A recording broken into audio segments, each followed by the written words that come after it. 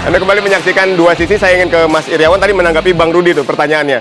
Pak Jokowi padahal di akhir masa jabatannya berjanji itu untuk pulang ke Solo, menikmati hidup dengan tenang di Solo. Tapi kok sekarang ya cawe-cawe lagi nih untuk urusan politik, kembali lagi berpolitik. Bahkan ya itu tadi, PSI kan pengen Pak Jokowi jadi ketua umum PSI toh? Ya, makanya saya tanya Mas Rudi sekarang, rumahnya Pak Jokowi di mana, Mas Rudi? Solo. Ah, di Solo. Makanya beliau itu kembali ke Solo. Ya. Betul. Nah, Tapi makanya bukan itu pertanyaan saya sebetulnya. Sebetulnya begini, tapi saya harus membela Pak Jokowi juga sih. Ya. Pak Jokowi tidak bisa dibandingkan dengan Pak SBY. Pak SBY punya hobi melukis, menulis lagu, terus kemudian mempunyai hobi bola voli gitu ya. Olahraga Pak ya? Jokowi tidak mempunyai hobi itu. Tidak ada olahraga masuk gorong-gorong, nggak ada gitu ya. Olahraga belusuan tidak ada gitu. Jadi dan dikatakan oleh Mas Gibran sendiri, dalam keluarga Pak Jokowi memang tidak ada tradisi membaca. Berbeda dengan Pak SBY. Jadi memang tidak bisa apple to apple dengan Pak SBY. Jadi saya kira Pak Jokowi ya sudahlah, hobinya cawe-cawe biar jalan terus nggak apa-apa. Oke, tanggapannya boleh, Mas Iriawan. ini langsung cawe-cawe kata Bang Rudi nih kan. Kan saya sampaikan bahwa Pak Jokowi ini kan memiliki kekuatan politik yang masih sangat kuat. Jadi kalau tidak dimanfaatkan sayang kekuatan itu begitu. Apalagi Pak Jokowi ini hari ini masih muda, masih 60-an tahun, ya kan? Beliau sudah presiden 2 periode, kemudian menjadi tokoh politik yang sangat kuat untuk kalangan sipil. Kita tahu itu.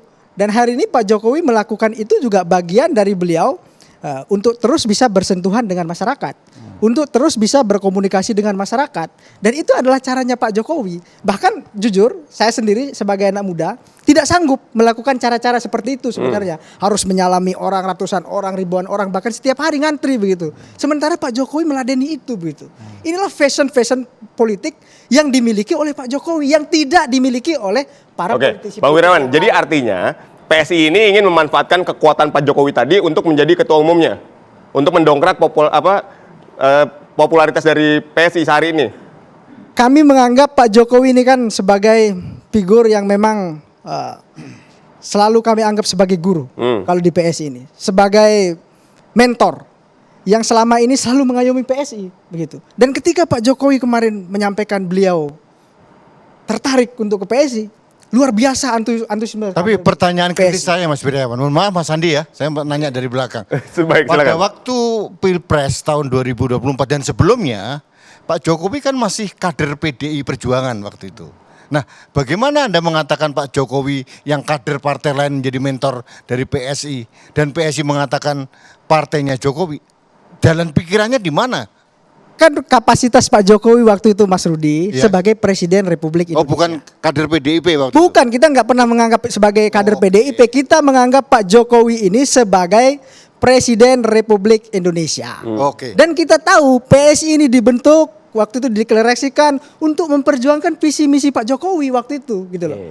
Dari mulai pilkada, maaf, cikal saya ingatkan bakal saja. waktu itu. Realitanya tahun 2024 dengan membuat jargon PSI partainya Pak Jokowi ternyata gagal juga ke Senayan. Ya mungkin itu bagian dari kekurangan dari PSI yang harus dievaluasi. Kekurangan Pak Jokowi. Makanya harus jadi ketua umum. Bukan Betul. kekurangan Pak Jokowi, Oh, itu PSI. kekurangan PSI. Oh. Ya kan, kita tidak boleh mengkambing hitamkan tokoh luar partai atas kegagalan partai politik yang kita alami begitu. Oke. Gitu loh. Nah, untuk memperbaiki itu makanya harus terjun menjadi ketua umum. Ya tidak harus, itu Tidak kan, harus juga? tidak harus kan, dan balik lagi itu kan ke Pak Jokowi Mas Oke. Arief, ya kan? Oke, saya ke Bang Pilihan Andi ada kalau di Pak Jokowi, entah nanti beliau akan menjadi Dewan Pembina, entah akan jadi Dewan Pengarah. Oh, jadi ada kemungkinan Pokoknya juga. sudah ada red carpet Opsi buat itu. Bapak Jokowi gitu lah. Ya rumah PSI ini selalu terbuka untuk Oh, Pak oke, Jokowi. Oke, saya tadi tergelitik tuh pernyataannya Bang Wirawan, Bang Andi. Mungkin bisa Anda ikut berkomentar juga. Setelah purna tugas didatangi masih oleh masyarakat. Karena memang ya dekat dengan masyarakat.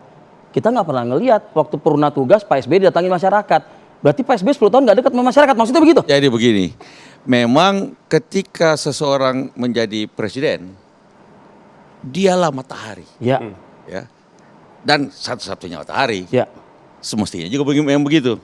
Karena itu dia juga idola begitu banyak orang. Oke. Apalagi kalau misalnya Pak SBY kan dipilih oleh 61% waktu itu, Ya. dan setelah itu juga polling juga selalu tinggi. Ya. Ya, 2/3 begitu. Nah, setelah dia jadi presiden kan tidak otomatis langsung hilang pendukung-pendukung itu. Tidak otomatis langsung hilang semua kesukaan dan kedekatan dengan Pak. Cuma yang namanya presiden, mantan presiden bagi Pak SBY ya. Iya. Itu selalu dia juga ya hati-hati jangan sampai menjadi ketika Pak Jokowi jadi presiden pada waktu itu. Setelah beliau selesai kan jangan sampai dianggap menciptakan matahari kembar bagi Pak SBY. Biarkanlah Pak Jokowi bekerja. Biar Pak Jokowi lah yang mataharinya pada waktu itu. Setelah 2014 mataharinya Pak Jokowi. Berarti kalau Pak manuver SBY politik harus ya kalau bahasa Jawanya itu ya kalau madek pandito atau apapun namanya, setelah selesai dia mencari aktivitas tidak mengganggu apa yang menjadi tidak, kalau bisa mendorong tapi jangan sampai mengganggu apa yang menjadi tugas utama dari presiden. yang saat sedang ini saat yang itu terjadi di menjabat. negeri kita bagaimana Bang Andi? Yang penting kalau saya itu yang dilakukan oleh Pak SBY. Kalau kalau sekarang Anda harus tanya sama Pak Jokowi sendiri. Kalau saya pada waktu itu Pak SBY menghargai presiden yang sedang menjabat. Makanya Tidak ingin jangan sampai. Padahal waktu itu kan pendukung masih banyak juga. tapi nggak kelihatan datang ke rumah, ke Cikeas tuh nggak kelihatan. Ini bahkan ada wisata Jokowi di Solo loh.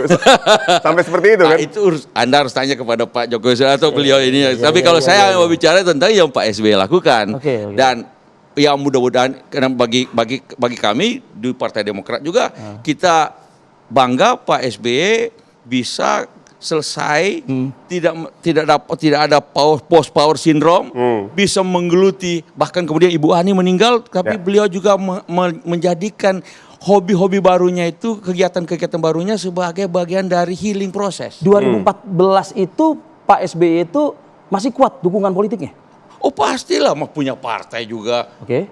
Tapi kan kemudian setelah itu ada AHY muncul sebagai ketua umum partai. Dan AHY lah yang sebagai ketua umum partai yang kemudian menjalankan tugas-tugas kepartaian dan tugas-tugas dan kerja-kerja politik. Nah kalau sekarang dikatakan Pak Apalagi Jokowi. kita berada di luar pemerintahan pada waktu itu kan. Kalau sekarang dikatakan Pak Jokowi masih punya kekuatan politik besar. Oh, tentu saja Pak Jokowi setelah jadi presiden pastilah, karena dia mantan presiden kok. Kalau ketemu di jalan orang semua kenal. Begitu juga Pak SBY dulu. Setelah kan di mana-mana disalami orang segala macam sampai sekarang. Sampai sekarang betul. Sampai sekarang. Maksud nyalamin itu apa? Kalau Pak SBY dulu maksudnya apa dulu? Pak SBY pengen foto. Pak mimpin lagi dong Pak, gitu maksudnya atau gimana? Kalau Pak SBY kan nggak mungkin lagi. Iya, konstitusi kan. Konstitusi 2 Pak Jokowi kali. Pak Jokowi juga. Pak Jokowi juga sudah 2 kali ya, sudah 2 kali. Itu semua jelas di konstitusi. Bahwa ada yang minta waktu itu Ibu Ani, ada yang minta, bagaimana kalau Ibu Ani melanjutkan? Tapi Pak SBY bilang enggak, Ibu Ani juga bilang enggak. So sekarang ini ya beliau menikmati sambil jadi pembicara-pembicara di berbagai macam forum internasional bahkan, betul. Karena juga ada TYI, The Yudhoyono Institute.